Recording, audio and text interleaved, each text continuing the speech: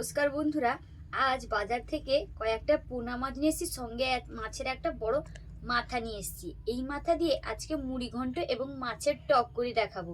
চলো। এরপর মাছগুলিকে নুন হলুদ মাখিয়ে নিয়েছি। পোনা মাছগুলিকে প্রথমে টক করার জন্য মাছগুলিকে প্রথমে একে একে করে ভেজে নেব। মাছগুলিকে একে একে লাল লাল করে ভেজে নিয়েছি।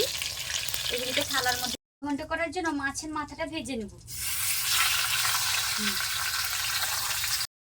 আলুগুলিকে ডুমো ডুমো করে আগে থেকে কেটে নিয়ে নুন হলুদ মাখিয়ে রেখেছি। এরপর এটাকেও একভাবে ভেজে নেব। ঘন্ট করার জন্য মাছের মাথাটা ভেজে নেব। কড়াইতে তেল দিয়ে মুড়ি ঘন্টার জন্য প্রথমে পেঁয়াজ বাটা, রসুন বাটা, টমেটো কিছু দিয়ে ভালো করে নাড়িয়ে নেব। এরপর আদা বাটা দিয়ে দিলাম, সামান্য নুন দিয়ে দিলাম, গুঁড়ো দিয়ে দিলাম। এরপর সামান্য ধনে গুঁড়ো এবং লঙ্কার গুঁড়ো, গরম মশলা দিয়ে ভালো করে জল দিয়ে একটু মশলাটিকে ভালো করে কষিয়ে নিয়ে আগে থেকে ভেজে রাখা মাছের মাথা এছাড়াও আলু ডাল দিয়ে একটু খুন্তির সাহায্যে মাছের মাথাটাকে ভেঙে নিয়ে ভালো করে কষিয়ে নিলেই রেডি হয়ে যাবে।